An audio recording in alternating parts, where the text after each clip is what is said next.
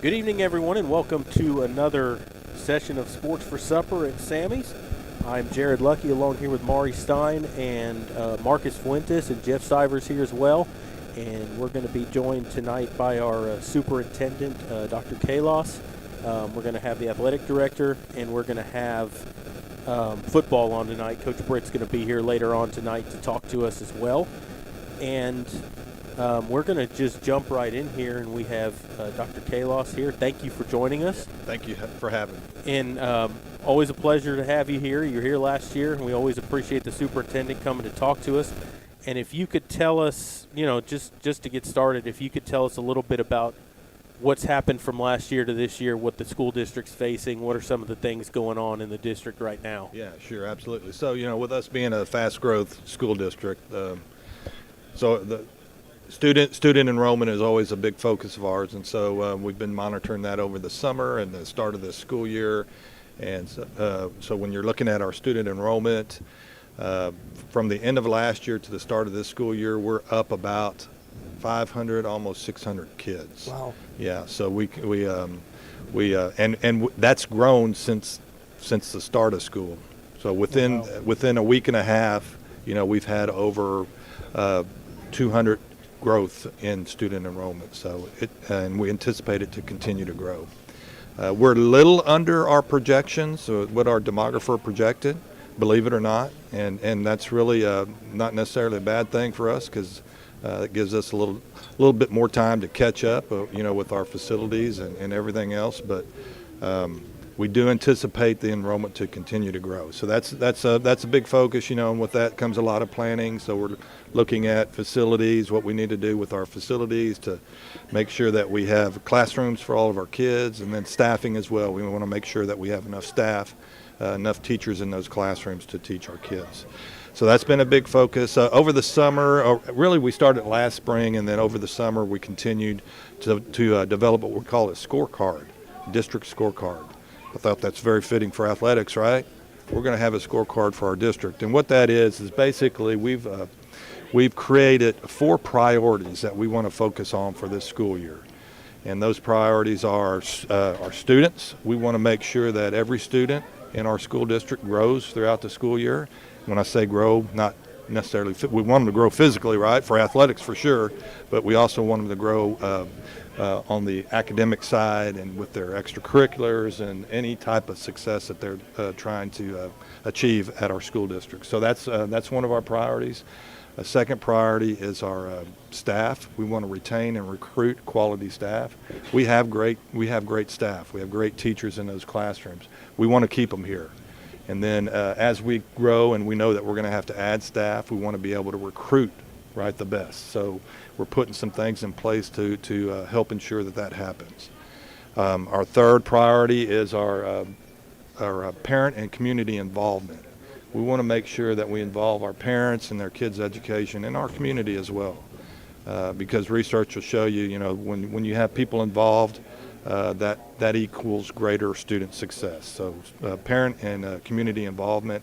And then last is our finance and operations. We want to make sure we have, if we're not taking care of our money, who's going to end up suffering? It's those kids in the classroom. So we want to make sure we manage our money appropriately, and we want to make sure we have good operational procedures in place to make sure that we run a effective and efficient school.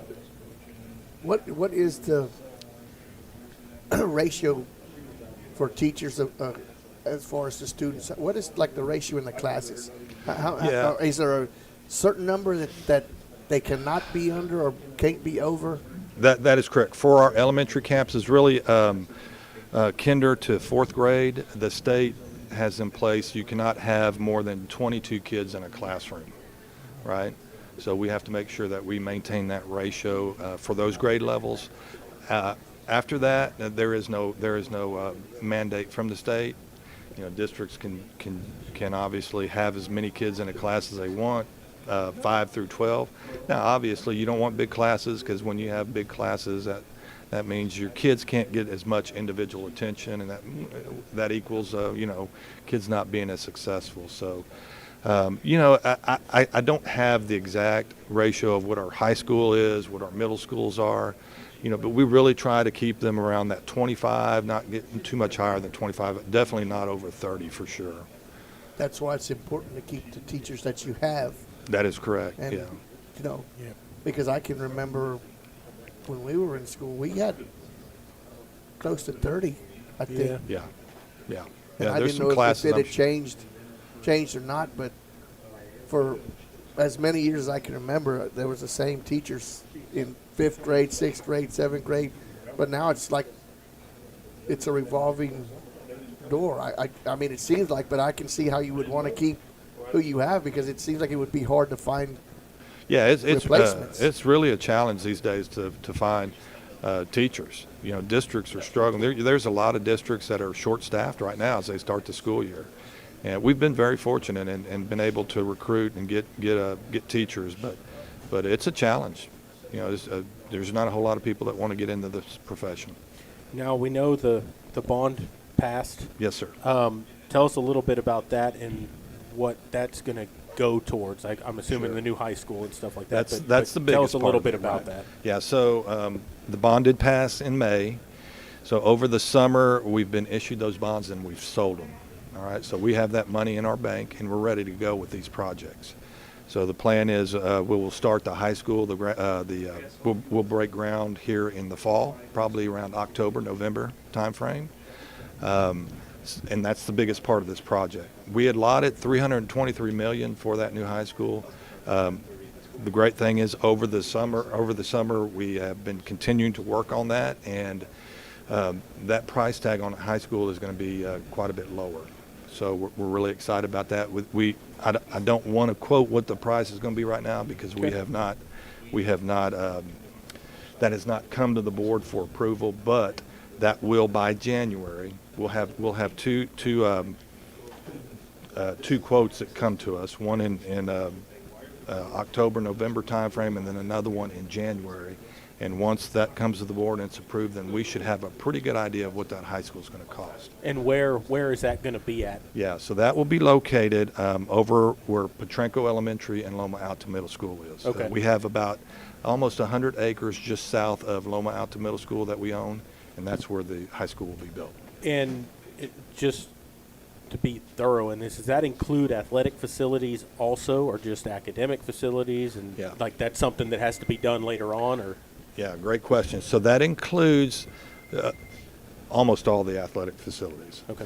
Okay, so when you do a bond, the state has made some changes as far as what you can put in a proposition for a bond. So when you build a campus, you can build the campus, but to put the campus and all your athletic facilities all in the same proposition, as long as your football stadium does not seat more than 1,000 spectators. Okay. Okay. If it is bigger than 1,000, then you have to separate out that football stadium and have the voters vote on that separately. Okay.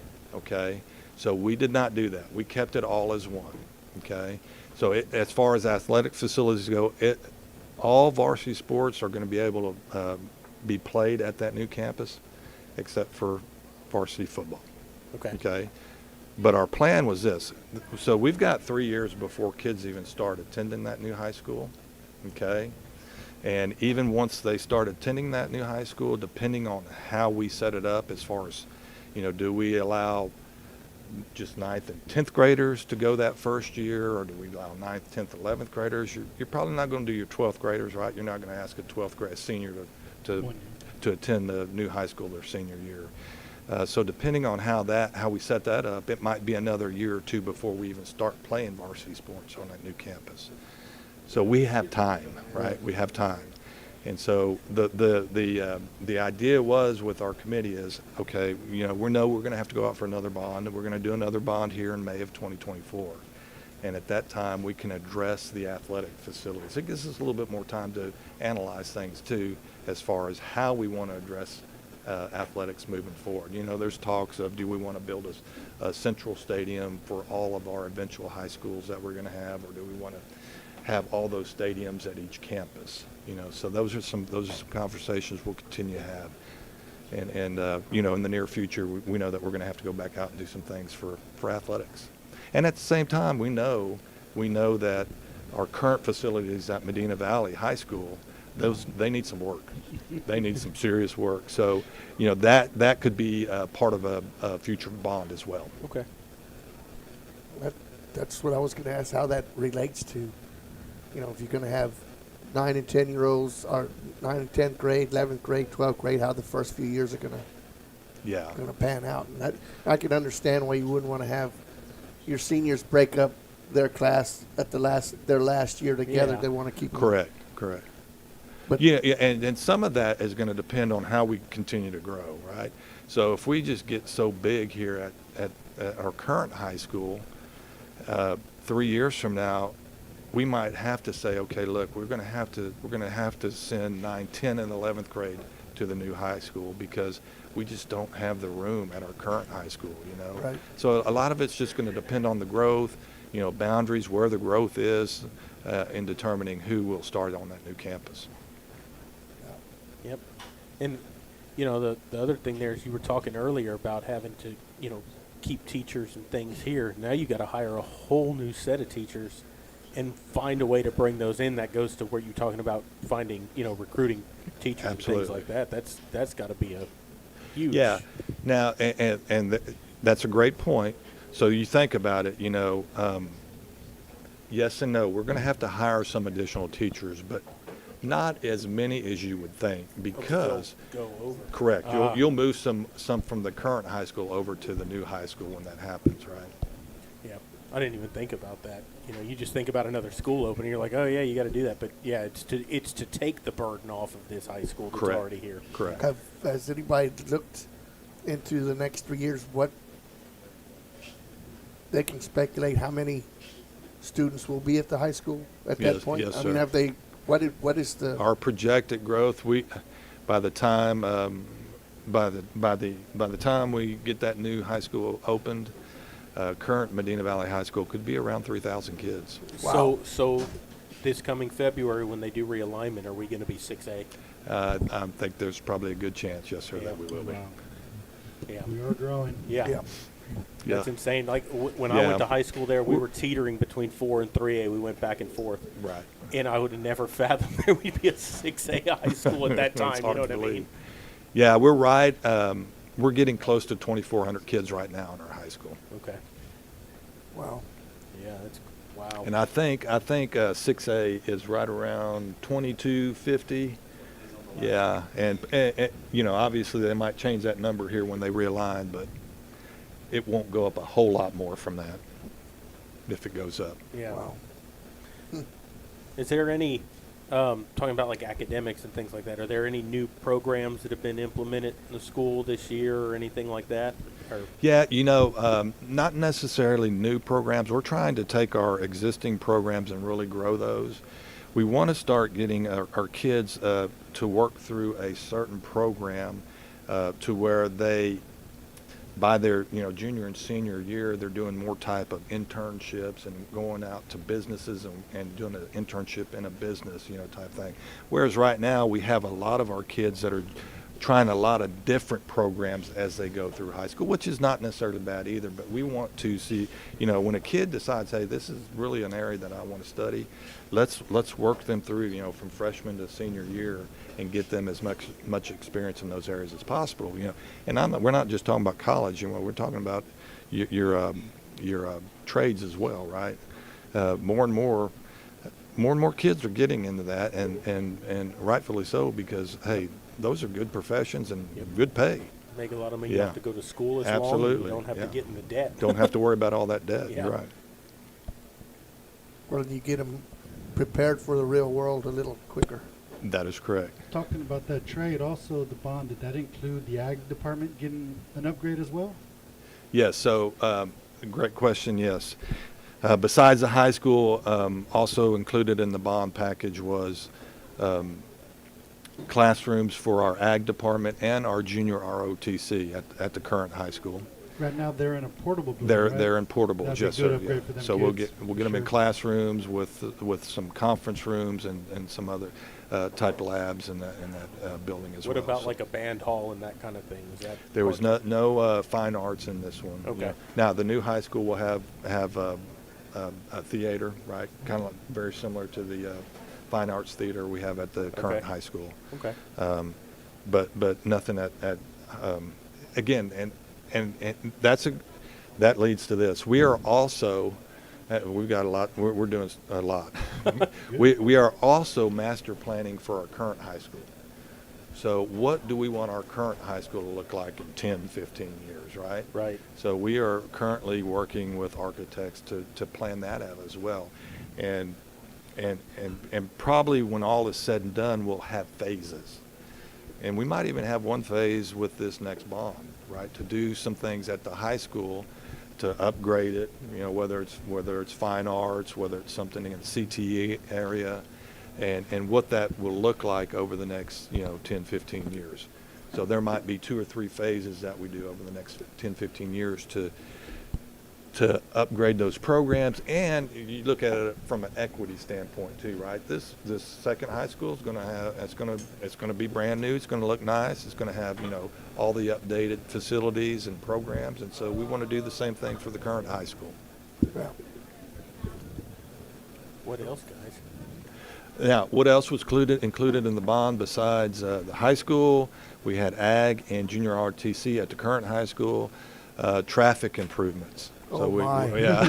Yes. Yeah. Oh, We do need to touch on that is Yeah. a nightmare.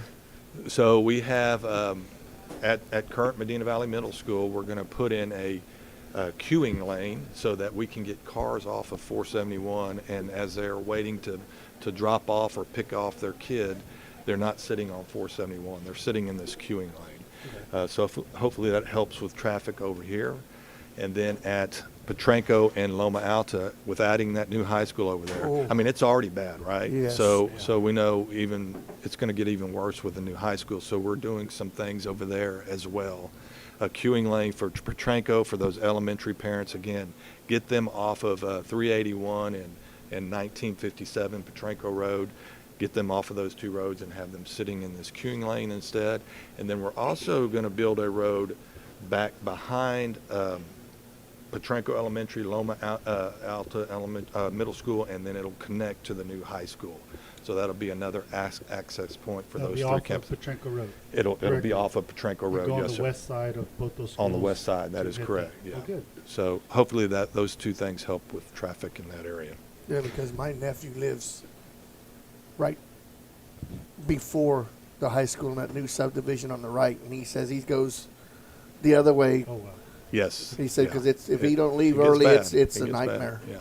And that's the growth of. It I mean, is, that's yeah. the growth of the school. Yeah. I mean, That Yeah. area is really growing. Yeah, I mean, look at the traffic through the middle of town here on a Friday. It used to be bad on Friday. It's even worse now. Like it's backed up out past Victory Lane sometimes. It's crazy. Correct. Yeah. But you guys got anything else? not at the present. No.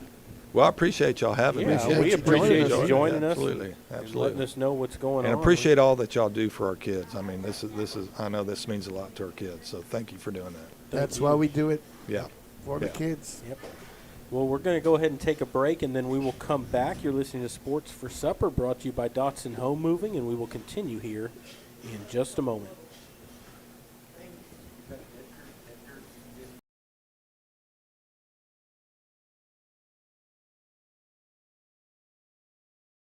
Dotson House Moving and Construction is a fourth-generation company operated by the same family for over 75 years. We do turnkey work from moving your structure, setting the foundation, and all your construction needs. Aluminum decking, concrete work, canopies, and any other need to make your project operational. From moving to construction, large or small, Dotson House Moving and Construction does it all. Located at 12939 Southwest Loop 410 in San Antonio. Give us a call at 210-628-1459.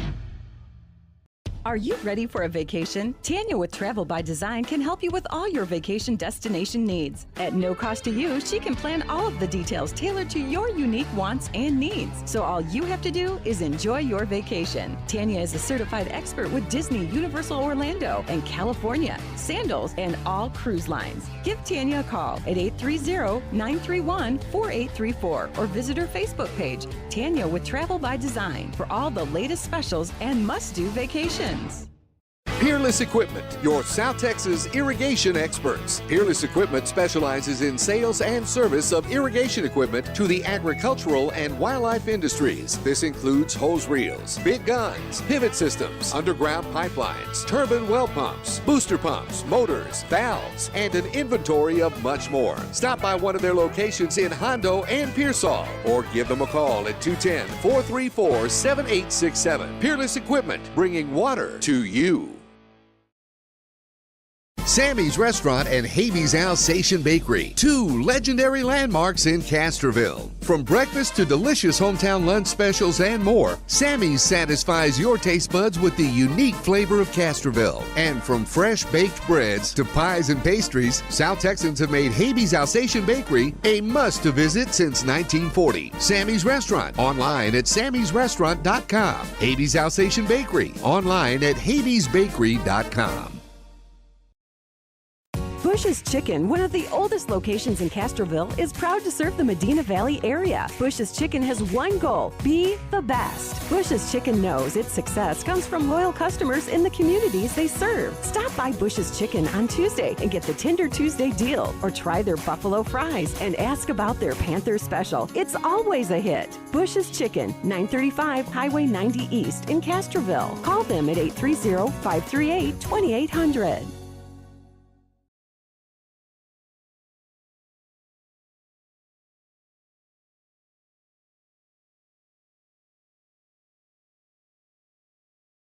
Tandre Gwynn Funeral Home in Castroville, Texas, has been providing funeral services to families in the Medina Valley and surrounding areas for many generations. Tandre Gwynn Funeral Home is proud to support the broadcast by the Medina Valley Broadcast Network for the athletes and students participating in this event. Go Panthers! Tandre Gwynn Funeral Home, Castroville, Texas. You may view obituaries at Tandre, Tondre-Gwynn, Guinn.com, or visit the Facebook page of Tandre Gwynn Funeral Home to view funeral notices.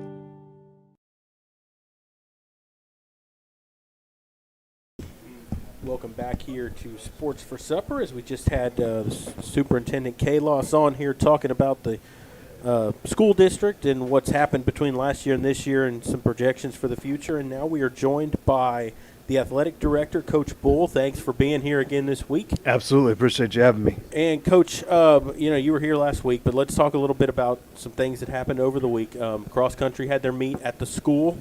We had the first football game, things like that. How did that cross country meet go? Well, I thought it went well. Not only did our athletes perform well, we hosted more than 1,100 different runners from middle school to high school. And our coaches set it up and ran it off as seamlessly as you possibly can. And by noon, everybody was on their buses and riding home, and we finished the day with a successful morning. How was the little thing before that started at 7? They had the community run. The community run. Was there a good turnout for that? There was. I was there for that. I actually had my daughter, Ryla John, decided to run in it. Oh, we great. had maybe 8 runners. She didn't place as well as she wanted like she did last year, but we had a pretty good little turnout. Good. Before 7 o'clock in the morning. Yeah, that's an early start. That is early. But it's before it gets hot. Yes, it is. Yes, it is. And, we had we'll have Coach Britt on here later on. We had the first football game, and I know they implemented that new system with ticket sales and the way they did. How did all that go with the first game? Obviously, there's some growing pains with that. We had over 2,100 people in the stands. We had over 2,000 people show up to support the Panthers, which was encouraging, reassuring. It was good to see. Logistically, anytime you implement new changes, making sure everybody had their online tickets, whether it was passes. Unfortunately, we had a shortage of workers it was late notice on that, which caused some congestion. Once we had that figured out, we were able to work through it and adjust and get everybody inside as fast as we could so they could watch the game. We've already taken the steps, obviously, to improve our situation, improve our systems and our protocols on how we do it to be able to handle the crowd, because our next game's the 15th. That'll be homecoming. We'll have significantly, I think, more people there to watch the game. So we'll be ready for the crowd this time. Wow, homecoming, that's early. Yeah. That's good. But just from a fan standpoint, the crowd, like you said, there was a big crowd for the opening game. And I think there's a little bit of electricity around the new regime, and just from the support that I saw out there. You didn't win the game, won the second half, which was a goal after the penalty-stricken first half, and there was, I bet, 20-something. 22 in the first half, something like that. It's like 22, But both teams settled down. It was a great second half for both teams. Your opinion on what you saw? Like you alluded to, the excitement in the air. The biggest thing, and I heard this over and over, and I've heard it from people in the community, people who were, parents at the game, community members at the game, board members at the game. The underlying theme was our kids played hard. Yep. They played with energy. They played with passion. And they didn't quit. And they didn't quit. And everybody is excited about that. Obviously, the biggest learning curve that you're going to have is between game 1 and game 2. Whether you're an administrator or whether you're an athlete or a coach. So once you finally actually see what they're doing and how you perform and how you need to adjust, there's a huge learning curve between those two games. So the fact that we came out and played and performed the way that we did, with the energy that we did and the passion that we did, I think it just bodes well to what's coming in the future.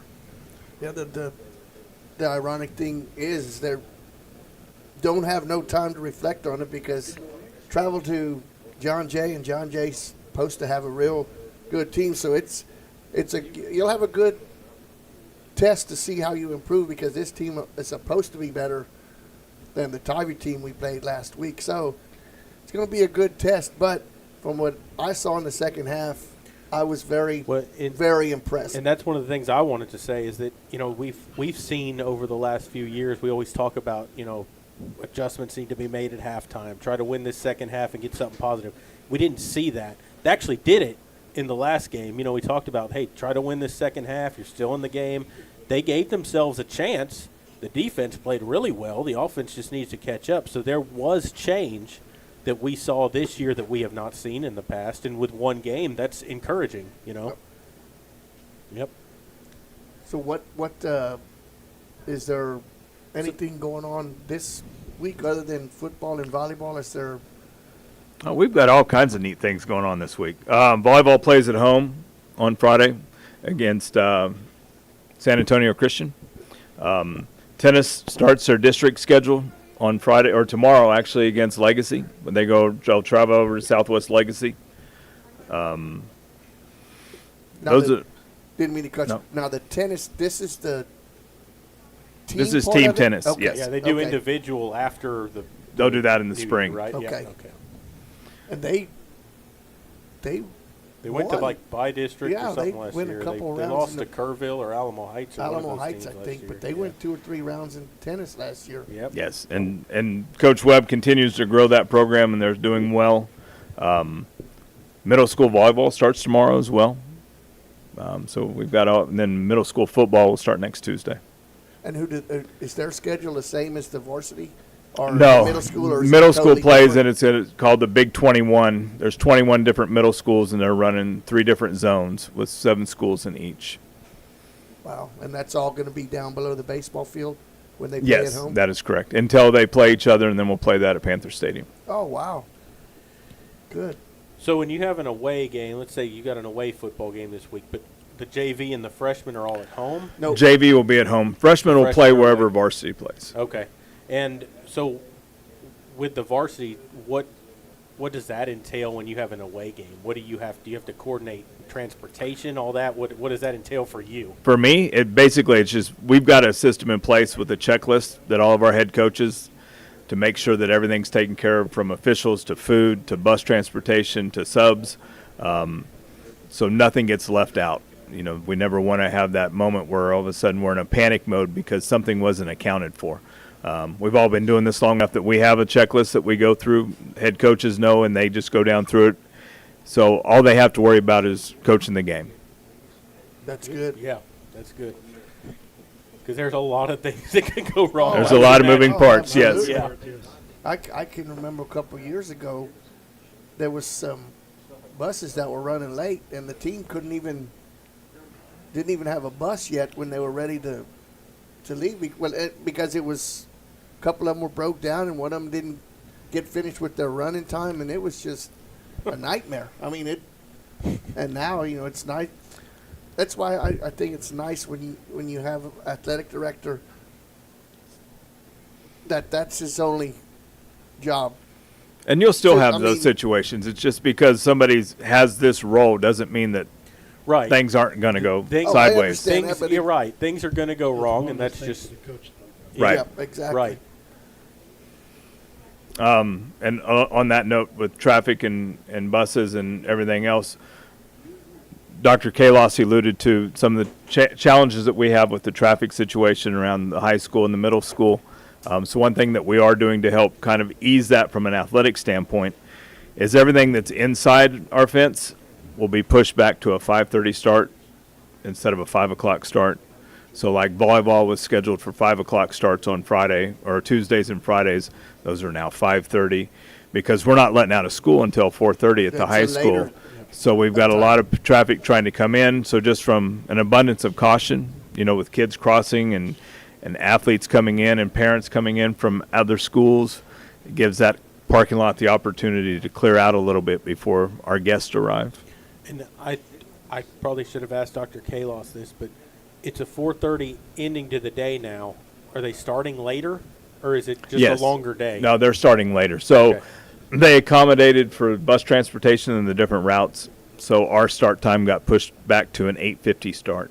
Okay. Well, you talked about some of the problems at the football game with the scanning. Is there a website or something that they can go to that explains, like the season tickets, like you said, you can buy a pack for volleyball or buy all the home games? Is there a certain website that the fans can go to They can access all that from the district website, from the athletic site. There's a link on there for purchase tickets, and you can purchase whatever passes or individual tickets, season tickets. All the possibilities are right there on that one site. Now, for the away game this week at John Jay, they have to go through John Jay to do They'll have that, to go to right? the north side. North side. But they're also Okay. using Hometown, which is what the majority of campuses are using, or districts are using. So it should become more familiar with everyone. Okay. That- Alluding back to the traffic after the home games, is the driveway that the buses use for the entrance on the backside of the junior high, are the season ticket holders who are parked behind the stadium eligible to use that back driveway behind the middle school? Oh, like back behind where the old high school Yes, was? the Yeah. old high school, because I know many years ago they advertised for you to do that. And then I've tried doing it in couple years past, and sometimes that gate's open, sometimes it's not open because of people not knowing. Some do, some don't. Right. So do you know? Right now, it's not. Okay. Right. We're working with the engineers as well on studying our traffic patterns and our flows, and we're going to come up with the best solution for a lot of different things. Some of that might be, where students leave, where different people leave. Especially on a Friday, we'll have people coming in, people trying to get out, and it's just going to come down to what is the best logistical situation to open up and create. So whether it's being able to come through that back gate, and what happens when somebody doesn't have a passing, starts to go down that back gate, what does that do from a traffic flow? I was alluding Right. to after the game, though. Oh, after the After game. Yeah. the game, not the beginning, because that's through the front, obviously. But when the back, when the parking lot is full, everybody tries to go to the right to go towards the high school. But Right. Like I said, Okay. they used to utilize going left through the old band practice field behind the old Yeah. high school and go around. I guess that would be the northwest side. Yeah, of the that's old that campus. far gate by that Right, practice yes. baseball field they Right. built over there. Yeah. Because that used to be advertised, and I want to say the past 3 years, it's You'd have to 50-50 pick your open. poison if it You was kinda open do. or not. Yes. Yeah. But it wasn't open. Make a game. Friday. It was Yes, like, it was. I'm going to take my chances. It was It was open? open because I went through the tennis courts. When I took a left, I saw one car coming out there. So Okay. And one thing I wanted to ask. Oh, go ahead. Maybe. Maybe. I'm not opposed to it. That's a great idea. I'll look at it logistically and find out why it's not advertised anymore. 'Cause Yeah. I'm guessing that there's a reason that they don't do it. So let me find out why, and then we'll be able to advertise that. I would think maybe the only reason that it's not is there's a couple of spots there that are real dark that doesn't have lighting. Between the old gym and the practice field. That Practice maybe field, that's a risk, a hazard that if somebody's walking, But there is a couple of spots there where it's right. dark. It is. But And one of the things I wanted to ask you about, Coach, is we saw that this year they had the field painted again. Was that the art class that did that? Or Yes, it was. The art class came out and they did that. It looked I good. love And, it. they used to do that when Coach Beltran was here. And he was coaching, was the art teacher too, so he always had something. Yeah, and then they didn't do it for a couple of years, and then they did it again this year, and it looked good. Yeah, it was nice. Yes, it was impressive. It was really nice. Yeah. Is that going to stay that way, or is that something they're going to try to change each week, or is that's up to them? I mean, I'm just asking because they used to change it up. I'm just asking if that's something they're going to do, or if it hasn't been anything that's been discussed.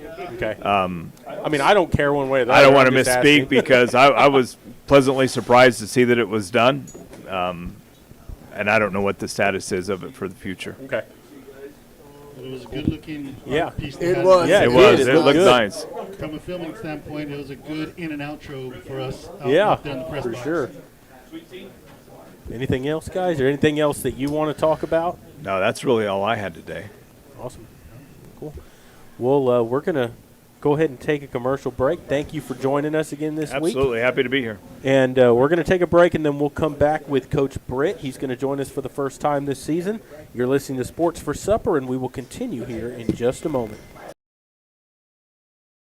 Dodson House Moving and Construction is a fourth-generation company operated by the same family for over 75 years. We do turnkey work from moving your structure, setting the foundation, and all your construction needs. Aluminum decking, concrete work, canopies, and any other need to make your project operational. From moving to construction, large or small, Dodson House Moving and Construction does it all. Located at 12939 Southwest Loop 410 in San Antonio. Give us a call at 210-628-1459. Are you ready for a vacation? Tanya with Travel by Design can help you with all your vacation destination needs. At no cost to you, she can plan all of the details tailored to your unique wants and needs. So all you have to do is enjoy your vacation. Tanya is a certified expert with Disney, Universal Orlando, and California, Sandals, and all cruise lines. Give Tanya a call at 830-931-4834 or visit her Facebook page, Tanya with Travel by Design, for all the latest specials and must-do vacations.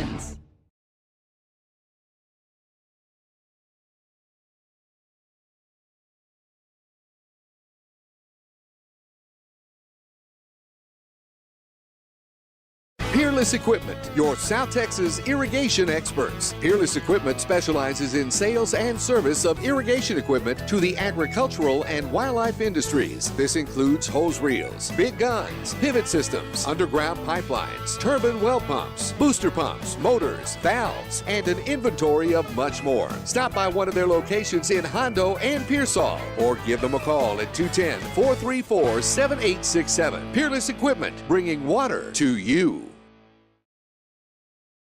Sammy's Restaurant and Habeas Alsatian Bakery, two legendary landmarks in Castroville. From breakfast to delicious hometown lunch specials and more, Sammy's satisfies your taste buds with the unique flavor of Castroville. And from fresh baked breads to pies and pastries, South Texans have made Habeas Alsatian Bakery a must-to-visit since 1940. Sammy's Restaurant, online at sammysrestaurant.com. Habeas Alsatian Bakery, online at habeasbakery.com. Bush's Chicken, one of the oldest locations in Castroville, is proud to serve the Medina Valley area. Bush's Chicken has one goal: be the best. Bush's Chicken knows its success comes from loyal customers in the communities they serve. Stop by Bush's Chicken on Tuesday and get the Tender Tuesday deal, or try their buffalo fries and ask about their Panther special. It's always a hit. Bush's Chicken, 935 Highway 90 East in Castroville. Call them at 830-538-2800.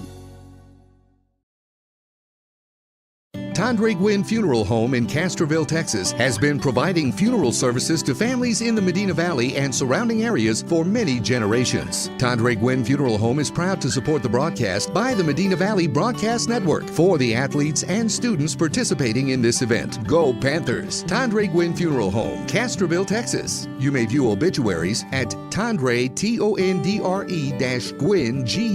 Guinn.com, or visit the Facebook page of Tandre Gwynn Funeral Home to view.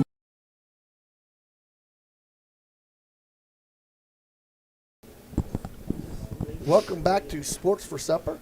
We had Dr. Kalos on, and then the athletic director, Coach Bull. Now it's a pleasure to have Coach Britt, the head football coach. Coach, yes, sir.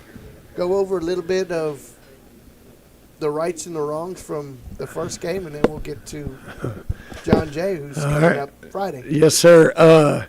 We came out. I thought the energy level, I thought we got after it from I thought we were excited. We moved around. We moved like our hair was on fire for most of the game. I can't talk anything negative about the effort that the kids played with.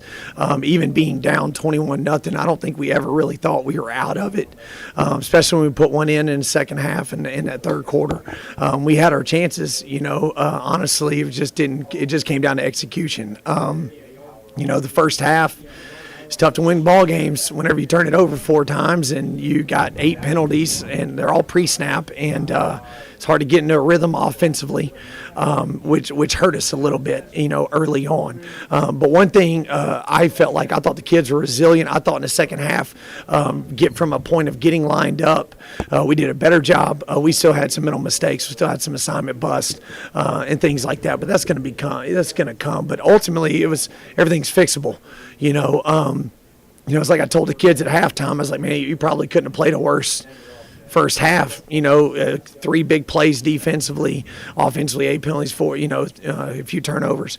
But I said, go out there and win the second half, and they did that. And so they won the second half. They put a blank up on the defense for us that kept us in it, gave us a chance. Offensively, they were able to put one. Would have liked to put more, obviously. But that'll be the goal this week. So when I talked to you after the game a little bit, and we kind of lamented on the same thing in the 2 scrimmages.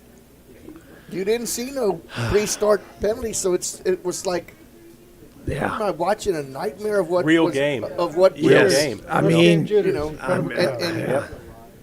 like we said, that's something fixable. I mean, that can be fixed. But we talked about it. He even asked me before the game, "What are your keys to winning the game?" I said, "No pre-snap penalties." Like last year, we were doing it in week 10. Yes, sir. 5 or 6 times. It's like, okay, Yes, sir. this is 10 weeks in the season. Yes, sir. It shouldn't happen. It was unexcusable. I mean, it's going to happen, but you shouldn't have have it happen 8 or 9 times a game. And not to everything's new for the kids, and so it's new terminology, both sides of the ball. There's 8 new coaches, and so we had pre-snap penalties. We didn't have any in the 2 scrimmages, but we were pretty bland in those 2 scrimmages, mainly just trying to run some base and get kids lined up. We put a game plan together, and again, a lot of kids out there that probably hadn't been out there as much. Some new bodies. Even the quarterback who started, he only played in a couple games. Last year. So minus our running back and the ex receiver and our center and one of our other linemen. Not everybody played every down other than the tight end, Cade Gallion. He played in 11 games last year. Reza went down with the ACL, so it's a brand new position for him. Everything's new. Jaden Sassetto started. He was a sophomore, and so we rotated some other guys in. And then lineman-wise, Jonathan Burns was still out there. He was playing a center. And Brady and Xander Crisp had played some the year before but didn't play every down.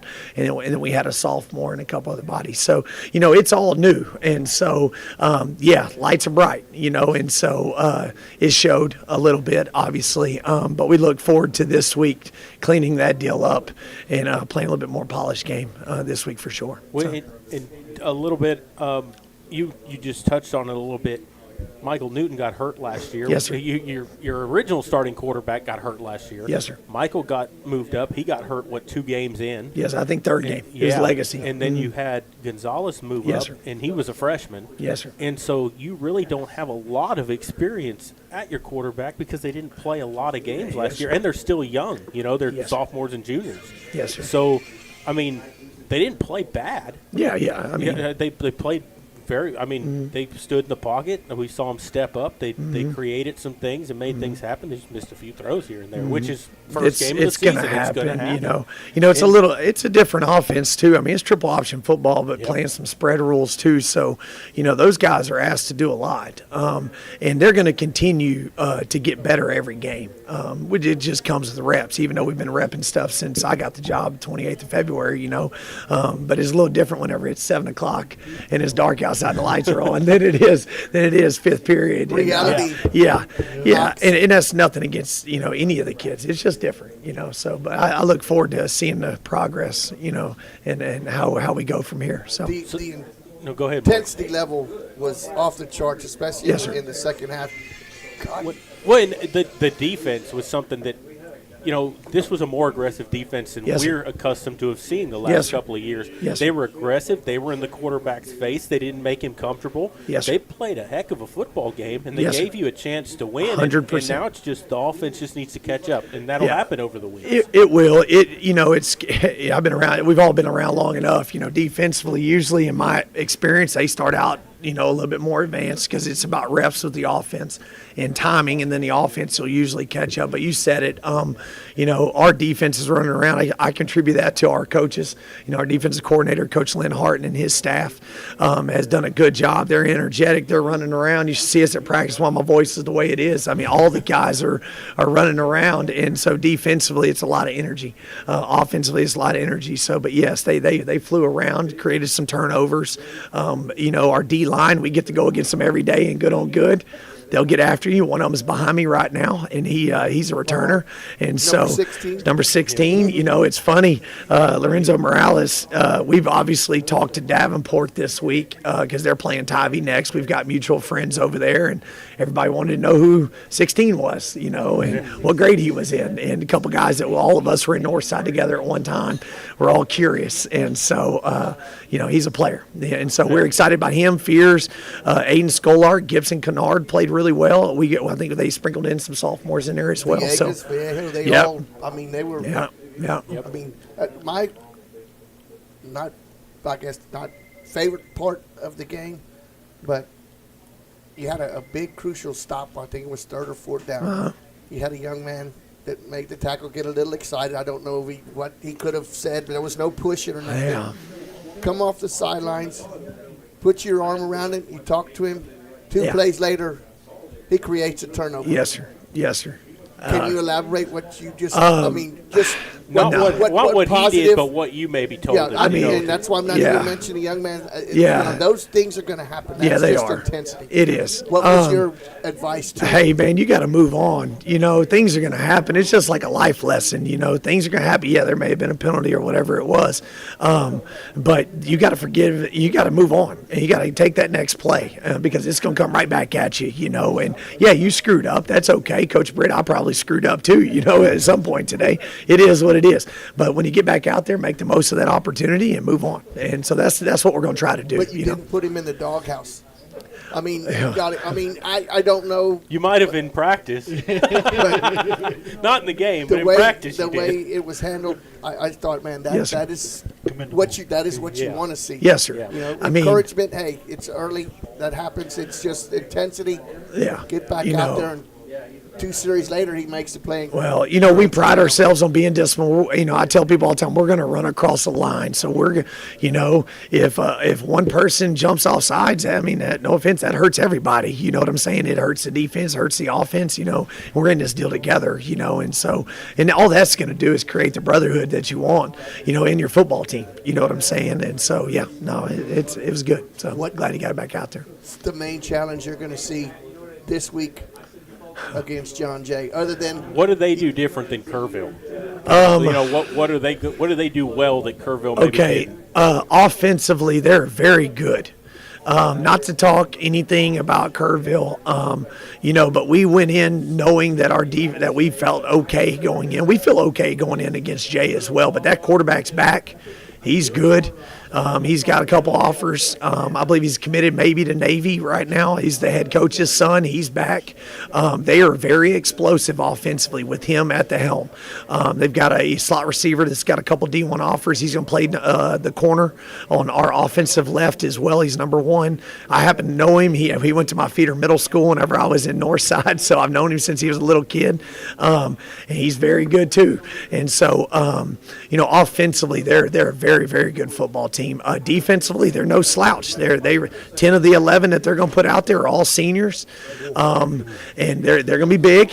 And they got a couple guys in a couple spots that didn't play there last year, but they got a bunch of returners. And so, they're a well-coached team. I'm excited to play them. It's kind of a homecoming for me. It's funny because I'm friends with the principal at Jay. She was at Stevens for a long time and friends with Coach Gutierrez as well. And I'm excited to go back to Gus and take a football team over there to play a team that, in my opinion, is going to contend for a playoff spot in Northside this year. Well, and that's one of the things I want to talk to you about when we get off of John Jay in a minute, and because this is your first time with us here. Yes, sir. I want you to elaborate where you've been in the past, how you got here to Medina. Yes, that kind of thing. Yes, so sir. The of course. The fans and stuff get to know you a little better. Yes, sir. But, you got with Jay this week, what are some things that you're looking for your offense to do against their defense this week, moving from last game to this week? Man, it starts pre-snap. I want to be able to get lined up a little bit better. We didn't get lined up too well the other night. I want to be able to get lined up. I'm going to do some things to help them, and I don't want to elaborate on that right now. But we're going to do some things, kind of put them in a little bit better situation, kind of slow the lights down for them a little bit. That's the biggest thing. Can we just execute the offense and get lined up and cut at the pre-snap penalties? We do that, we're going to play with great effort. That's just what we're going to do because we're going to demand that. If not, then we're going to put the next guy in. But, we're going to play with great effort anytime we suit up. But cutting out the pre-snap penalties is going to be big for us. I brought my running back. He's behind us. I expect to be able to run the ball each week with what we do in our scheme. We're going to pride ourselves and be able to hand it off and do what we can. But I would like to see our completion percentage improve from the quarterback standpoint. We're going to do some things to help that as well. And that's not anything on anybody. It's just we took some shots the other night because we got down, and those are low percentage throws. So we're going to try to create some stuff to help them out, put them in good situations. You were talking about they have one really good cornerback. Is that venture to say wherever CW's going, their young man's going, does he change? I don't know. He's kind of hung out on the left. There's no telling. He may. There's another kid that's on the other side that used to be a Panther, I believe, from what I hear. So he was here as a freshman, I believe, and then moved. He's got plenty of experience as well. So they've got two. I mean, they rotate a nickel in as well. So they're going to rotate some guys in third and longs and second and longs. And so we'll probably see a few guys out there covering people. So not to say they won't chase one around, they may, and that's okay. We'll move him around as well. Like you noticed, he was in the backfield a little bit, a couple times the other night. We'll move him to slot. We'll put him on the outside. We'll flip side. So we know that's just about creating matchups. So I was going to say you had Kerrville and Jay, and then you go straight into district. Like yes, you sir. don't get a lot of time. Yes, and, your pre-district games are really like these are your tune-ups. Yes, you're seeing what you can fix. What do we have to 100%. fix? But you only have 2 weeks they only got 1 week left for that. How is that going? You got 8 games of district coming up. Yes, sir. I mean, we're going to take it one game at a time. Right. Obviously, we're not looking ahead at anybody. We're going to focus on Jay, and then I'll worry about Legacy Saturday about 1 o'clock whenever I close out Jay. Okay. Honestly, is it about gaining momentum to put us in the district to where we kind of know what we can and can't do? 100%. We're throwing some things at them right now. That maybe when we get to district, hey, they can't handle this. Obviously, we'll throw that thing away and we're going to run what they can't handle on both sides of the ball and including in special teams. So it's about challenging the kids. And not to say anything, but everything's new to them. Everything's new to the 8 coaches we hired as well, including the classroom teaching. There's a lot of changes going on all at once, And so, we're going to put them in good situations and gear up. But right now we're going to focus on Jay. You talked about what you thought of the kids and how they performed. Give us a grade on how you think the new coaches fared. Well, just did it work cohesively, or just yeah, if you would no, have that's to fine. grade how y'all did, how would you think overall? What kind of grade would you give yourself? There really wasn't anything that stood out that from a new coach's standpoint, like from a timeout or, hey, decline the penalty, like we work really well together. That was the thing when we went out to, hire coaches. We wanted to hire good men, and we hired guys that, A, had some experience, been, at some winning programs, at least a few of them have. And so it wasn't their first experience on a sideline. Now, do I have some young guys it was their first experience? You betcha.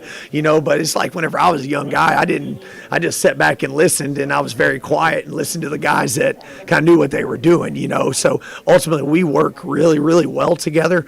I would expect us as a staff to get better. You know how it is. Like everybody, the new guys are in the box, for offense and defense. And so getting our correspondence and communicating, that will get better the more that we play. So I am excited about that. That's something like when we sat down and we talked to the kids or whatever Saturday morning when we watched the film, I even said it like in film. I said, hey, here, we need to see the rotation. This needs to be the next call. Well, I'm coaching coaches and I'm coaching the kids so they can go in and start expecting what we're about to call, because everything has an answer. Right. You're not just throwing things at a dartboard, you're trying to set things up. So at least offensively. And so, we're going to get better as a staff working together. But overall, if I had to grade us out, we would grade it okay, honestly. There was never an issue of lack of communication on either side. I think we ran 10 out on the extra point. I'm pretty sure that was the one snafu. But we weren't short special teams any other time. We didn't walk out there with 10 people on the field or 12 people on the field. So we didn't have the normal first game substitution penalties that you normally would get, And so that I'd contribute to the coaches and the kids being aware of what's going on, so being locked in. Well, it just seemed like it worked smooth when the defense would come off. The defense coordinator was there, offense. They sat down. There was no, it's not like you had to go over to the defense and say, what just happened and what, or the offense, what just went. It seemed like it was week 7 instead of week 1. Well, I don't know if that's. Yeah, you cut the pre-snap penalties maybe a little bit, maybe some of the mental mistakes that we made, but when we went to scrimmage, Floresville, we did the exact same thing. We started teaching the kids, hey, this is how it's going to be. You come off of that, 12-play drive or whatever it was in Floresville with the ones. When we come off, we're going to go sit down right here. The starters, the guys come off field, you sit down here. Guys that weren't on the field, you stand up. We're going to communicate. I'll talk to the guys in the box or if they were behind me at Floresville, but we'll communicate and we'll start talking about, hey, what technique were we getting? What'd you see with the safety? Did he rotate here? Did he not? Are they chasing Carter? What are they doing to the D-motion when we come across? They spinning down. So all of those things we started conversating about against Floresville. So when we went into Lockhart, we did the exact same thing. So, that way when you get into week 1, week 2, week 3, week 4, they already know what they're doing. You don't have to be yelling kids to come sit down. They just go straight to the to the V, So, yeah. Mm-hmm. Well, first of all, good luck on the game Friday night coming up. Yeah, I'm excited. And if you could, let's back up a second. If Okay. you could tell us a little bit, I know you've been here for a couple of years now. This is my second year here. Yes, sir. And if you could tell us just a little bit, how you got into coaching, where you've been before Medina Valley, Okay. and how you got over here. I attempted to play some college baseball after high school, and my college career was non-existent. I ended up quitting. Big mistakes in my life, I ended up quitting a junior college. Then I got a couple phone calls. I really wanted to go to Louisiana Tech to play straight out of high school. They wanted me to walk on. I was a cocky little 18-year-old, and I said, no, I'm going to take the money and take. So anyway, I had some friends at Louisiana Tech at the time and reached out to them. I was still friends James was the pitching coach, and he invited me to come back on and walk on. And so went through fall and didn't work out. You know, they tried to send me back to where they thought I could go and pitch. So I kind of hung it up, and I kind of bounced around in college, honestly. Like, what did I want to do? You know, like for a little while, I thought I wanted to be an engineer. And you realize that you know, I like it, but that was very difficult. You know, I was on the extended college plan, and so you know, I went from there. And then I thought I was going to be a business major, but I'm not gonna lie to you, I really don't like wearing a suit and tie too much. So you know, I'm a flip flop and a t-shirt short kind of guy. You know, so that didn't really work out either. And then I went into physical therapy, and I got my undergrad in pre-physical therapy. But you know, I played around a little too much, made some mistakes early on in college, and my grades weren't very good, so I couldn't get into PT school anywhere. So I decided to stay, and I got my master's in sports performance and exercise physiology. And so at that time, I had a chance to work with the baseball and the football team in strength conditioning, actually. And so that spring went through. We won football. Derek Dooley was the head coach at the time, who ended up going to Tennessee, was receivers coach for the Cowboys after that. Daddy was Vince Dooley with the Georgia back in the day. Yeah. So Derek was the head coach, but what was awesome is they allowed me, here I am working in strength conditioning and doing things with strength conditioning, and they allowed me to come to practice. And so I worked with a guy named Frank Selfco, who's the head coach at Southeastern. He used to be the OC at UTSA back in the day when Coker was the head there. Or was it Wilson? Maybe Wilson. Anyway, so he was there, so I got kind of my first taste of coaching then, you know, working with groups in strength conditioning in March. At the same time, I was going back to my old high school doing my master's project, and I was coaching the baseball team, and I was doing strength conditioning for them. So I was starting to coach a little bit. And so even then, I still thought I wanted to do physical therapy, but I didn't want to go back to school anymore. At that time, I'd been in school for 6 years. Well, you know, that's a long time, you know, and so I wanted to make some money. So anyway, I moved down here. Kind of unexpectedly. I ended up getting my alternative certification, and I wanted to find a high school job. Here I was working with collegiate athletes like Tremont Williams, who played for Green Bay, and all of D'Anthony Smith, who got, you know, with Jaguars. You know, you work with all these really big athletes, and I got a job at Rollinson Middle School, and that feeds to Clark, and it's in Northside. And the very first day, I was like, oh man, this ain't good. This, you know, I mean, we got kids crying, and you know, I was like, man, like I didn't really know what to expect. But you know what was great about my time at Rollinson Middle School was it kind of taught me I had to coach. You know, like you had to have a big heart for kids. You know, you can still coach them hard, but you just had a big heart and you had to love on them a little bit. You know, and so it kind of helped me, honestly. You had to drop your tad bit, I had to drop the intensity just a bit. You know, so I did that. I mean, I was trying to get into high school so bad. And so I kept getting passed over for guys that were in Northside, that were graduates of Northside. I'll tell you, I interviewed with Keith Kaiser at Marshall. They hired a Northside guy over me. I interviewed with Davenport at Taft, hired a Northside guy over me. Interviewed with the old Steve McGee at Clark. They got a Northside guy over me. So I was just not having any luck. I almost left, actually. My dad had gotten into the oil field. I interviewed at NOV, and I was like, man, I can't do middle school anymore. I want to be a high school football coach, you know. And so luckily, Lee Bridges, who was at Taft for a very long time, he's at Stevens High School, hired me as the assistant soccer coach, volunteer football. And so I volunteered football my very 11 years ago, I guess 12 years ago now. 12 years ago, I worked 7 days a week from July until, that year, November or something. I worked 7 days a week for free. And luckily I had a guy leave, and he gave me the head freshman job, and I was I ended up being a baseball assistant coach, and I stayed there for 10 years. And so Lee left, he ended up going to Leander, and then ended up being the AD at Leander ISD, and Daryl Hempill got the job. And so he's one of my mentors. I actually had him speak to the kids last Friday. He's one of my very best friends. And so he got the job, and I slowly kind of moved my way up. I was special teams coordinator within a couple years. And then he got an AD job in Northside. He was the number 2 or 3 underneath Stan Lang.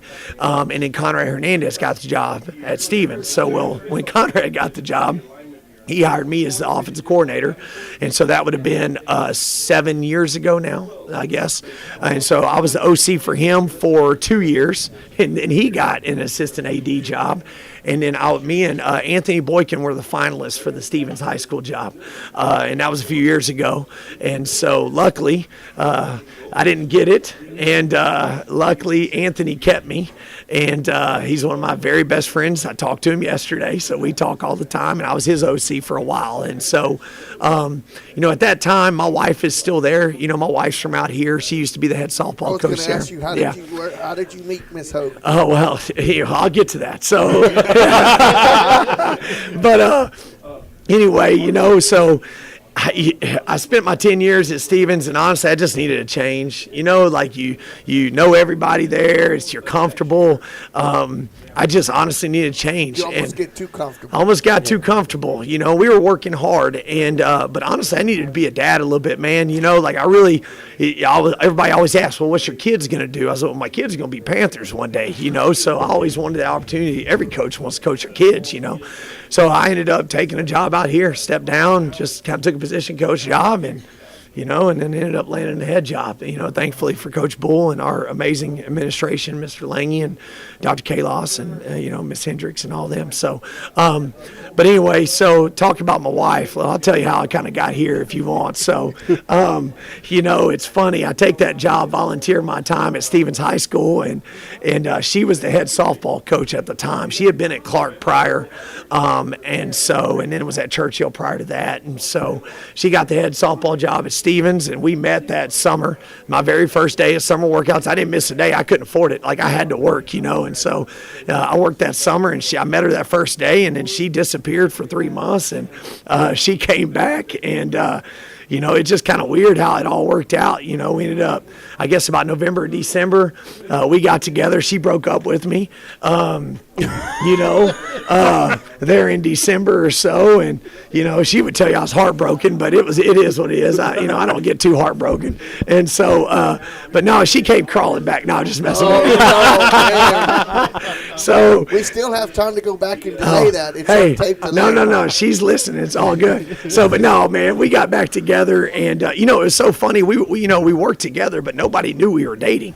So, I think it took people about 7 or 8 months, because I barely talked to her. I saw her all the time. So I was like, why do I need to talk to you at work, Plus, I was football coach, so let's go play some football, And so, but yeah, no, we got together and we ended up getting married, and, we moved out here. I guess we've been out here. Let's see. My oldest is, oh, God, she'd be mad at me, 7.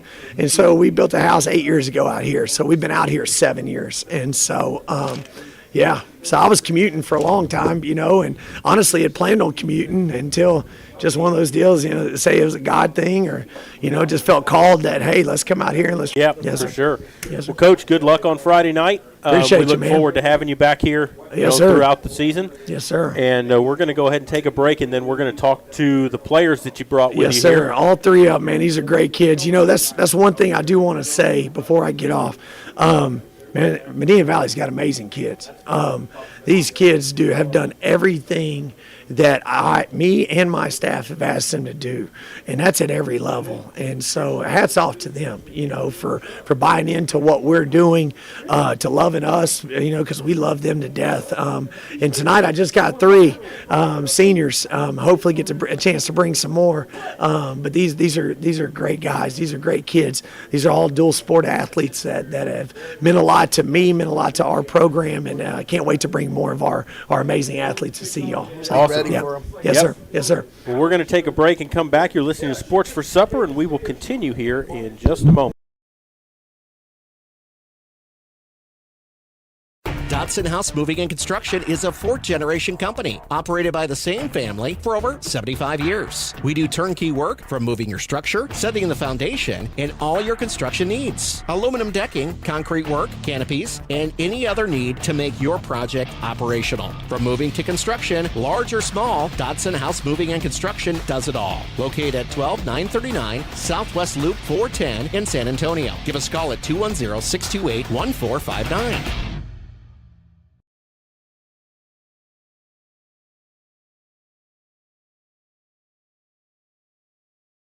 Are you ready for a vacation? Tanya with Travel by Design can help you with all your vacation destination needs. At no cost to you, she can plan all of the details tailored to your unique wants and needs. So all you have to do is enjoy your vacation. Tanya is a certified expert with Disney, Universal Orlando, and California, Sandals, and all cruise lines. Give Tanya a call at 830-931-4834 or visit her Facebook page, Tanya with Travel by Design, for all the latest specials and must-do vacations.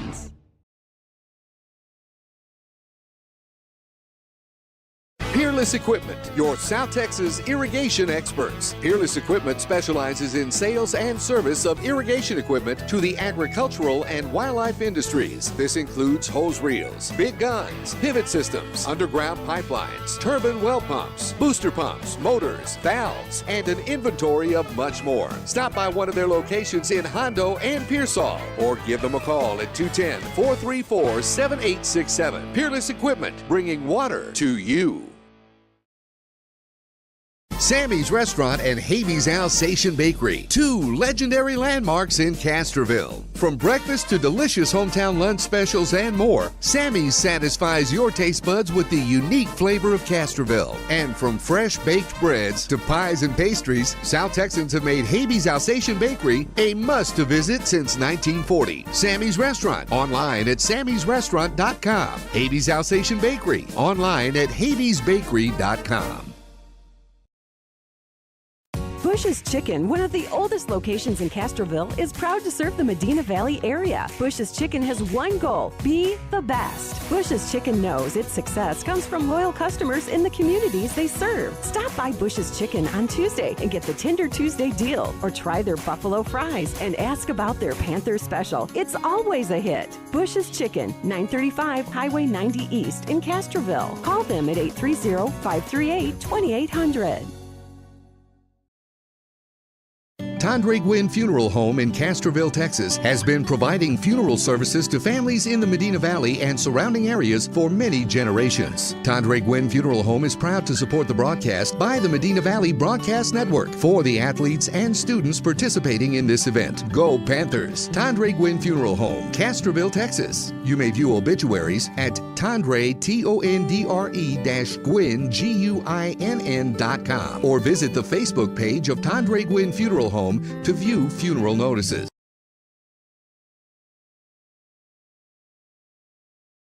All right, welcome back to Sports for Supper. We just had Coach Britt on talking to us, and now we've got three of the football players here with us. I believe all three of y'all are seniors, correct? Yes, sir. And what we'll do is you usually just start on one end and, kind of work our way down. So which one of y'all wants to go first? All right, if you'll tell us your name, your position, and your number, that kind of stuff, and then we'll go from there. So my name is Lorenzo Morales. I'm a senior. I play defensive end, and I am number 16. And we called your name a lot. Yes, sir. During the game the other night. Yes, sir. You played a good game on defense. Thank you so much. And one of the things that we saw that's changed a little bit from last year was the defense was a lot more aggressive from our point of view. Yes, we are. And y'all were in the quarterback's face. He wasn't comfortable. He was not. Tell us what's changed, what the coaches have changed to make y'all that way this year. I say the coaches are more on us this year. Like, run to the ball, be active, like start yelling at the ball, just be crazy on defense. Yeah, just have like a mentality of, yes, sir. It's a mentality, yes, right? Sir. Yeah, and I know this has been one of the worst summers we've had as far as heat goes. Oh my, it was. Tell us bad, about yes, practicing in that. I would sometimes fall to the ground sometimes because it's so hot outside and I need water every 10 minutes. And in pads, and y'all are in pads, full pads, helmet, pads, helmet, and it was a lot, man. It was a lot of conditioning for us. Britt ran us a lot. So, it was crazy with Coach Britt, yes. What has been one of the biggest changes that the coaching staff's implemented? Because this is a new coaching staff, yes, not sir. what y'all were used to. Yes, y'all sir. knew Coach Britt last year. But now he's the head coach. Yes, what's kind of changed? What's they the biggest change? They are more into the game and team this year. like they care about the game and like winning more. I feel like this year than the past years. I feel like More about the Yes, sir. results. Yes, sir. You know, what are we going to do to get the result Yes, we need? sir. So, you know, it was 21-0 at halftime. Yes, sir. You won the second half, but Yes, what sir. was the message at halftime to you guys? Halftime, the quarterback was kind of talking smack. So like Theirs was? Yes, sir. Okay. Which So, one? number one. Okay. 1 and number 2 were kind of talking the most. So like on defense, I was like, "Hey guys, like come on, like." So let's, they like, were bring brothers. the game back. I Yes, think yes. they're twin brothers, Yes. right? Yeah, yeah. I Yes. saw that on the And program. they are twin brothers, and so like at halftime, we like talked it out, and we're like, "Come on, like we gotta like step up our A game," you know? You need to quiet them down a little bit. Yes, huh? sir. Yes, sir. And we did that the second half of the game. So we stopped them. So from a defensive perspective, Yes, sir. you're facing a quarterback this week that's supposed to be Pretty- pretty ye- good. yes, sir. Yes, sir, What he's pretty what good. have y'all seen, and what are some of the things that y'all are going to have to do to kind of contain him? We have to keep him from running outside. A little boot that he likes. He likes to boot a lot. So I mean, he's fast too, and he has a good arm on him. So we are gonna try to contain him more inside and like step up more than go outside of us.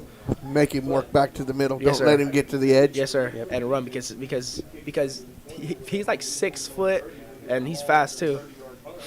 So he's a pretty big guy. So what? Who makes the defensive calls out there? Coach Lenhart. But which player does he signal into a certain player? The linebackers call it mostly. And who was using that? James Vallejo and Caleb Viegas. And there are guys in the back behind us. And like they shift us, they move us, they do whatever we have to do. What are the three coaches? Who's the defensive line coach? Who's the linebacker Defensive line coach? And is who's the Coach secondary? Gutierrez from Chapel Hill. Linebacker coach is Coach Soto from Harlan. Secondary coach, our safety coach is Coach Lenhart from Brennan.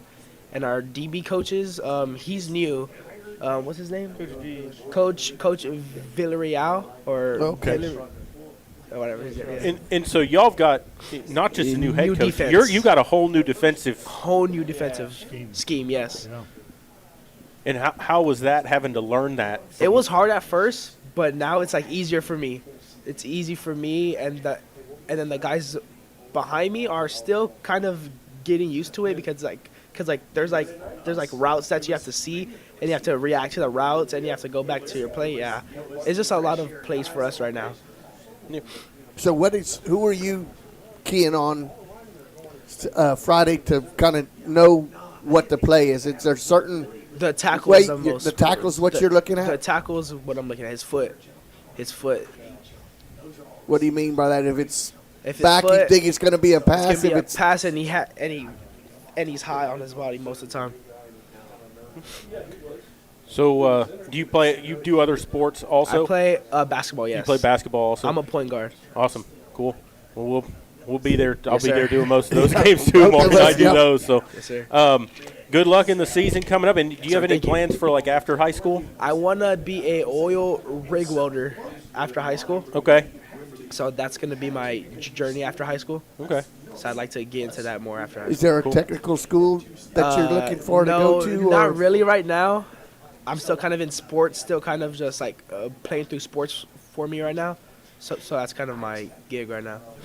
Good. Well, good luck in the season Thank coming you. up, and hopefully we see you back here Yes, sir. before the end of the year. Yes, sir. And if we'll move down, and if you'll tell us your name, position, all that good stuff.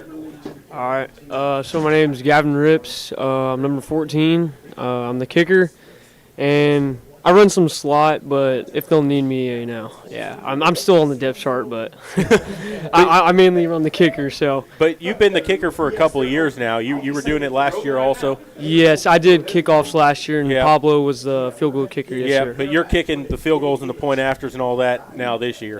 Yes, sir. Tell us about. Are you a soccer player also? I'm No? not a soccer You're player. not? I used to play soccer when I was a kid. I loved it, and I loved doing all that. And that's actually when I started that's how I learned to kick the ball, the football, just the placement on the foot. So that was about it. But What got you wanting to do that for like high school? Like, was it just we need a kicker who can kick, or did you want to go out for that, or? yeah, so it started basically in 6th grade. My dad, he built a a field goal post for me out of PVC pipe in 6th grade, and he kind of gave me a few pointers, and so I was like, this seems fun. So I gave it a try, and I was like, dang, I'm not bad at it. So I was like, I'll just keep going with it. And so I did in 7th grade, 8th grade, freshman year, sophomore year, junior year, and now senior year. So he built a PVC pipe.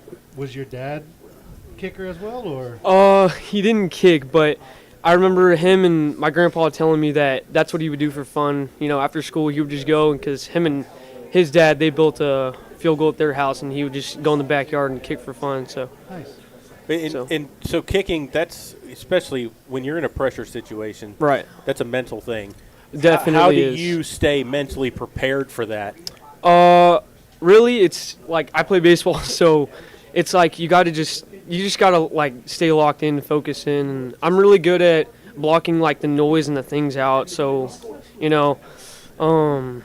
it's just keeping things quiet and just staying relaxed. Don't tense up. Don't get too tight. And what's kind of your range? Can you tell us that? The range? I know today I hit a 47-yarder. I was just gonna ask that. Yeah. That's my PR. So, but that wasn't live. That was off like the sticks and the block. But it still not went bad. through. I mean, That's it's there. Yeah, absolutely that's the main thing. It goes through. And yeah, it went through about 5 more yards, and I was trying to hit the 50, but so something happened in the last game. I think the holder kind of dropped it. he was fumbling it a little bit. But I think it was because because when I keep watching on film, he moves his head to like look at the block more than because he didn't catch it like right. Wasn't pretty clean. good enough. Yeah, right. so I was already on my first step, and what goes through your head when that's going on?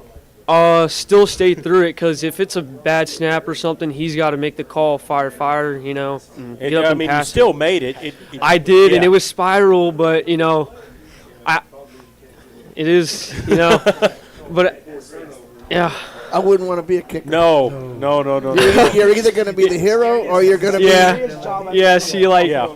And I feel like, I had the toughest positions, definitely. My mom's always like, you always play the hardest, like, position. Like, I've done it my whole life, like, quarterback and kicker, so, until last year, so. Well, if something happens, there's no one else you can really say, well, I missed it. You know what I mean? Like, right, it's on yeah. you. So. It definitely is, and people don't notice until you miss it, so. Yeah. Oh, no, that's 100%. No, yeah, and I think, like, why I enjoy it is just because, like, it's pressure, and I enjoy the pressure. It's, like, again, same thing for baseball. Like, it's a lot of it's kind of like pressure, but I like that. I enjoy that. So. Well, and you're a center fielder in baseball. Yes, sir. Yeah, because I called those games. You're a very good center fielder. I appreciate it. Honestly, like, you are one of those players that, when the ball's hit in the air, you go to a spot and yes, you sir. just judge it well, Yes, sir. And you got speed out there to burn. So, but that's the only other sport you play is baseball? Yes, sir, baseball. And then, I'll dabble in golf from time to time. But anything after high school? Plans? My plans are to to get a degree in construction science and management. Okay. So I want to run my own business in construction. So. Awesome. Question. Yes, sir. What would you think is more pressure? You lining up to make a 35-yard field goal with the win, or the bases loaded with 2 outs and you're up at the plate?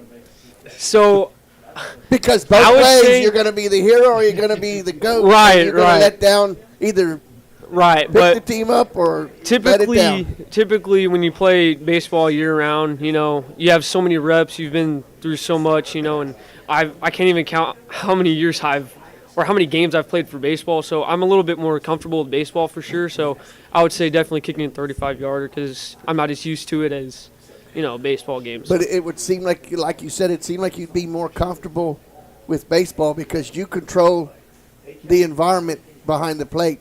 Kicking, the snap's got to be there, the hole's got to be there, you gotta rely and then you got to execute. So you got to rely on other people. Where in baseball, hey, it's me against the guy on the mound. That's right. Yes, sir. Well, good luck in the season coming up. Maybe we'll see you down the road, and hopefully your foot can win us a game this year. Yes, sir. And we like to see those onside kicks when the other team ain't expecting them. Yeah. Also, so. I feel like I've been kicking on the field, during practice and stuff, and our field's really good with like onsides, and I know I think we did it twice last year on the field, and we got it back twice. So, Yeah. you know, I'm really confident in the onside kicks for sure. So, More comfortable kicking off grass or turf? for onsides, grass, because the grass, I don't know, because the grass like it just bounces better to me. It does. Yeah, the What turf's about the more field Turf, it goal? rubbery, skips. right? It kinda- skips and it goes. Yeah. It goes further. But so, as far as the field goal is concerned, yeah, I would say turf, but If the I grass don't is know. in good shape, yeah. depends on the Well, shape yeah. of the grass. See, like if you go to our practice field, it's straight dirt. But you know, we got I call it or the mud. yeah or mud, mud. but I call it the longest yard at our practice because you know it's like a prison yard. So you know we're out there on the prison yard, but and we also we have a big giant hole like right where we kick the field goal. So and sometimes I'll go out there during practice, yeah, and sometimes at practice, you know, I'll go and practice the worst situations possible. Like one time. I lifted a sock all the way up to my knee and then put one leg of my knee pad like all the way down to my shin, and like sometimes I do the most uncomfortable things so that way, you know, you never know what the situation can be. Right. Like the grass could be Yeah. wet and muddy, you know, so sometimes that's what you got to do. So Yeah. Yep. Well, we're gonna move on down. To the beast incarnate. If you'll tell us your name, position, all that good stuff. I'm Anthony Guerrero, number 28. And being a running back in a new offense, how much has it changed from last year? It's changed a lot. The angle is a lot different. The view, like what I'm seeing completely. I'd say this one's a little bit more difficult to view the whole field, at least when I start. But once I get going and once we get going, get some yards in front of us, it's better then. But How big of an adjustment has that been for you from last season to this one? it's been a big adjustment. Just the timing is a lot different because now I'm starting behind him, so I have to be faster. Whereas to last year I was starting right beside him, so I had a little bit more time to be patient and see the holes and everything like that. But I'm not worried about it. I think, you know, we've picked it up very well. So Which would you prefer, being closer or being further away? honestly, I've always been used to starting from behind. So, I mean, I feel like I'm a downhill runner. At least that's one of my strengths, like when I have to do it.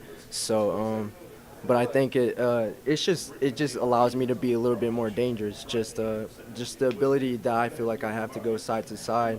But you only see me really going downhill, at least from the start, from the defensive perspective. So I think it's more dangerous. One of the things that we saw on Friday night was when you ran kind of more outside by the guards and tackles, you had a lot more success. But when you tried to run it up the middle, that number 99 was right there. Yes, sir. Did you ever, 89, did you ever get on your lineman and be like, hey, this guy is back here when I get the ball. What's going on? I wouldn't say I necessarily get on them like that because, I mean, I understand just how hard their job is. I mean, a lot of people underestimate just how hard a lineman's job is, but if they don't do their job, nothing can flow. So, I mean, they have one of the most important jobs on the team and on the offense. So I always try to just encourage and just light a little bit of fire under them. Nothing aggressive like that, just try to stay cool. And, you know, in the second half, y'all had to throw a little more than what you probably had a game plan for. Yes, sir. Were you pass blocking a little more than normal?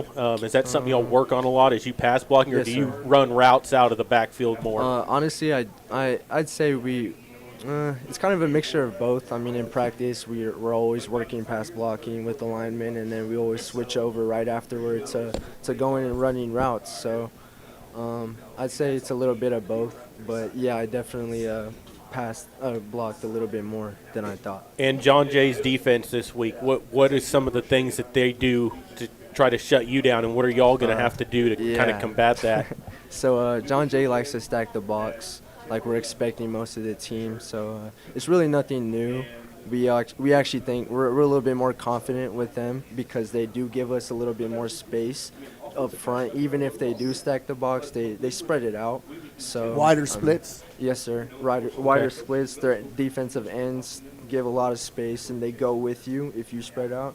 So it honestly works in our favor. So 4th down and 2 yards to go. What play do you want coming in from the sidelines? I want straight down the middle. Straight down the middle. And what is that called? We call it mutt or mash right or mash. Mutt? Is that what you said, mutt? Yeah, yes, sir. It's just straight down. So it's all new terminology though this year, correct? Yes, Oh, sir. there's so many good There's so many. So was there some So many being goofy back in a stuff. game situation, in an Yes, actual game, not a scrimmage? Yes, Was sir. there some times where like they'd say something and it was completely like foreign to you because like you weren't used to that in a game? You know what I mean? Like I know you get used to it in practice and scrimmage, but in a game it's a little different. Yeah, there was a couple times where we got off cue, but at least for me, I always just tell myself to go 100%, and if I mess up, I mess up. It's a game, it happens. Just next play, move on. So, What have you seen as the biggest change from the coaching perspective from last year to this year? there's a lot of true excitement, I'd say, about this team and about the players on it. There's a lot of love for the players on it, and there's a lot of love for each other, the staff, and it's just straight football. I feel like in the past couple of years, a lot of outside things started coming in inside the locker room, and whereas to this year, we're keeping it straight just in the room, and so. It really feels like it's a brotherhood, just not alongside the players, but with the coaches. I'm out there playing, and I look over to the sideline, and I know, who I'm playing for and what I'm playing for. So it's a little different, Yeah. From a fan's point of view, I am honestly not an X's and O's type person when it comes to it. I don't know y'all's players and whatnot, Yes, sir. but I have to agree with what you just touched on. Last year, you saw a lot of. How can you say, y'all just played the game. Yes, sir. Whereas from the very first snap this year, you can tell there was an intensity. Y'all wanted to be there. It just felt different. The fans, in my opinion, they feel like they can feel it themselves. We saw Yes, sir. One thing I want to ask, though, there is a trash can on the sideline. That's painted. It has a Yo. couple of numbers or a couple of figurines. Or Turnover whatever. trash can. What's the purpose of that trash can there? I did notice after a fumble, somebody ran towards it. That was it. Yep. It was. You stuck your landing too, pretty good. Yeah.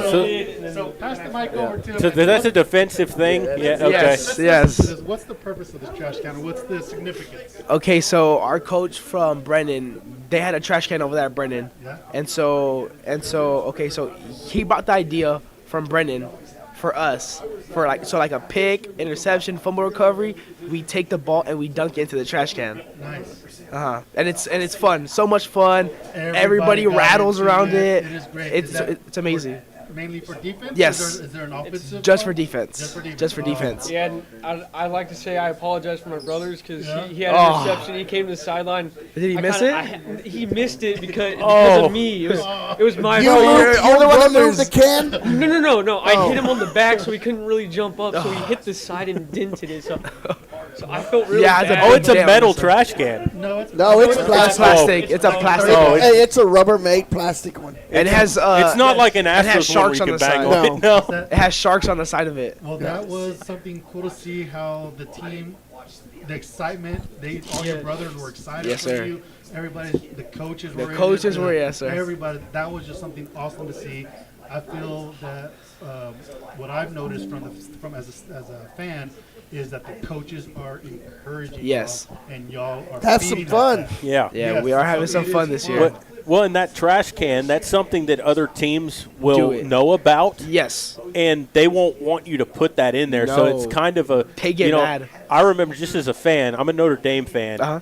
And when Bless you. they played Miami a lot, and they had that stupid that chain chain, that yes, they that had, big I chain, hated yes. that chain. Every time they'd wave it around, it made me. I want to throw something through the TV at it. So other teams and fans will feel Get that mad. way about that. Yes. Yeah, and They get mad all as the a time when we as do a it. team when you get to display that. I would imagine that makes you a little more. It's amazing. You know? Yeah, like it's. Yeah. it's- And I'm sure Yeah, it the feels other good. team is going to find a way, if they know about that, to get the ball from you before you. Oh, yeah. I have a feeling like Coach Lenhart, like I know I'm not a defensive guy, but Coach Lenhart, he brings a lot of energy, and I know he's the type of guy to, I guess, not really make people mad, but like just not necessarily put him down, but Gets he in their head. He knows how to get under your skin Yes, enough. He knows Yeah. what Sure, buttons so- to push. Yeah. Yes. which he's is very not good a at that. which is not a bad trait to have as a defensive coach. So I think that's important, and I'm glad that they brought that. So Well, I love seeing the energy from the Yeah. kids from the football field. From the Absolutely. stands. I love it. AG, you need to come up with something on offense that y'all need to do when you score a touchdown. Yeah, I'm kind of boring. Come on. Yeah, but we're Well, working on you something. know, We're working on you something. got to be boring when you can only score 5 touchdowns in one game. Yeah, Come I'll on. get a little That's tired terrible. afterward. So, So, other sports. What other sports do you do? honestly, I've always played basketball, but past couple of years I've been a little bit more hurt after the season, Uh-huh. so I've had to slow down. But I'm hoping I can return after this season. Okay. Any after school? Any Right now the looking goal at you, or the you goal, want to play football? Or yeah, the goal is stay on track. Hopefully, get something for football, and just kind of go from there. I mean, I've dabbled in a lot of other things, like what as to what I want to do for my career. But right now, the focus is just play ball. So awesome. Well, guys, good luck to y'all against John Jay this week. We got to keep Oh our yeah, we got to tradition. do the prediction. We got to thing. do Yeah, predictions. that's How right. many sacks? How many You gonna longest field goal? Interception. I mean, come on. Y'all know the system. For a sack, I say this weekend they do pass a lot, so I'm gonna give myself 2 sacks. 2 sacks this game. Tackles for losses. Give myself 4. 4. All right. Mr. Rips. I honestly, I wouldn't say that we'll kick field goals. I'd say we'll kick PATs because I believe in our offense this week. So I believe that they're going to score some touchdowns and we'll kick some PATs and get that done. So hopefully that'll be the plan. There you go. AG. well, I personally think our offense will score 3 overall. I don't know who, I don't know when, but I'm confident in us. So that's what I'm rocking with. Awesome. Yep. Yes, Well, sir. guys, good luck, and we'll hopefully see y'all down the road here this season. Yes, sir. And we are going to take a break and come back, and we'll wrap things up. You're listening to Sports for Supper, and we'll continue in a moment.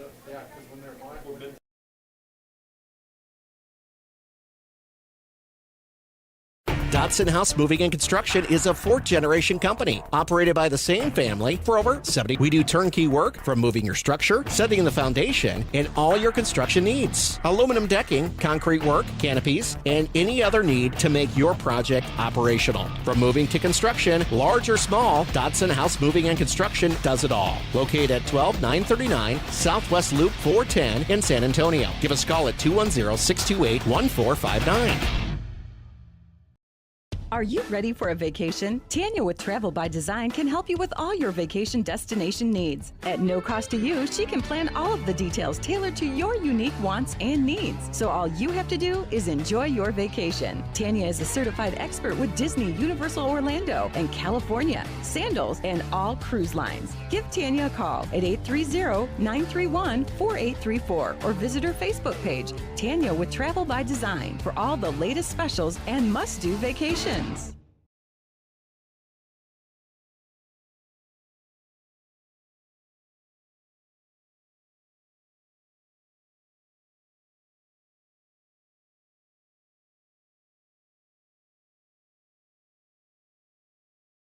Peerless Equipment, your South Texas irrigation experts. Peerless Equipment specializes in sales and service of irrigation equipment to the agricultural and wildlife industries. This includes hose reels, big guns, pivot systems, underground pipelines, turbine well pumps, booster pumps, motors, valves, and an inventory of much more. Stop by one of their locations in Hondo and Pearsall, or give them a call at 210-434-7867. Peerless Equipment, bringing water to you.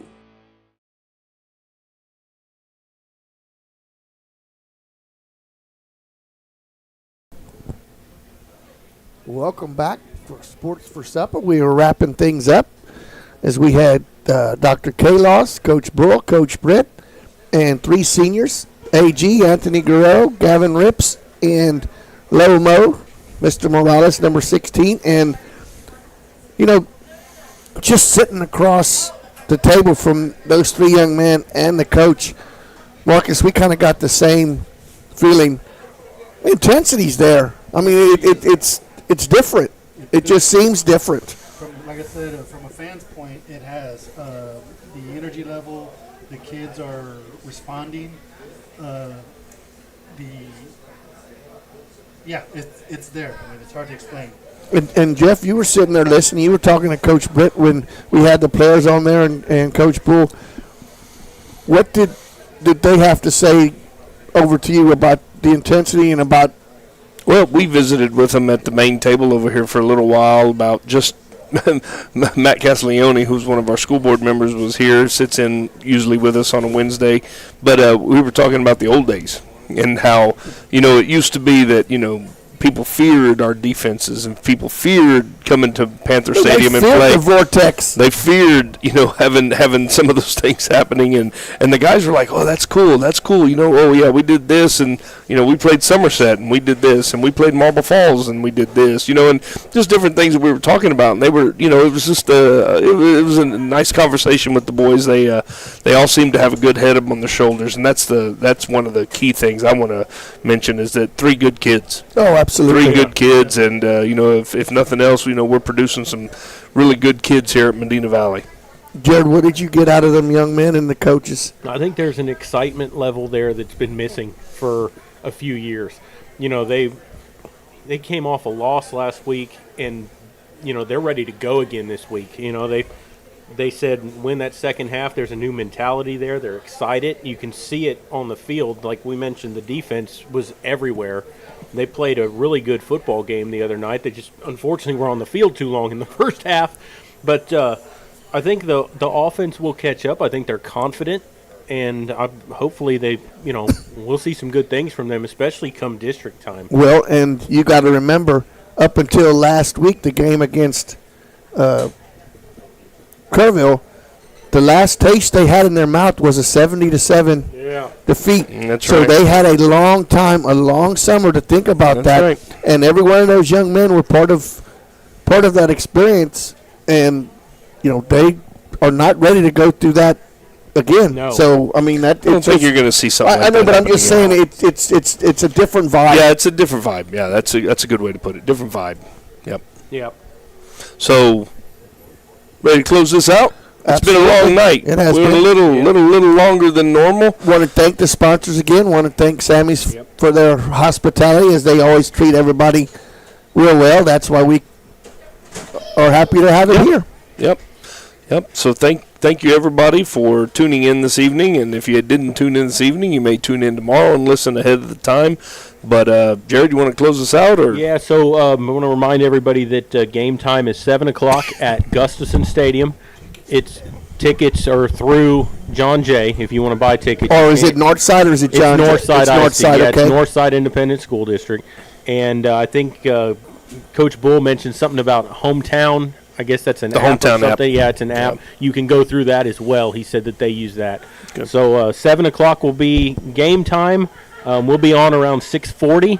We'll be there, and you can tune in live, but not a far drive. So come out to Gustafson and watch the Panthers play, because there's a different excitement level to this season. Tomorrow night, if you have something to do, there's a home game tomorrow night here. The JV plays. They start at 5:30. It's one game, so you want to see the JV, and they have a really good team. This is part of that freshman team last year that Coach Britt was in charge of coaching that had a really, really good season. So. Yep. And I want to mention good luck to the volleyball. I think they play Friday night. Yeah, they play San Friday Antonio night, yeah. Christian, and we will be starting our broadcast next week with Marcus Fuentes on the mic. We're probably not going to get started Tuesday, but we will start with their first district game at South San. By the way, Marcus, I have to get approval from South San because their AD doesn't always like for stuff to be broadcast. So we'll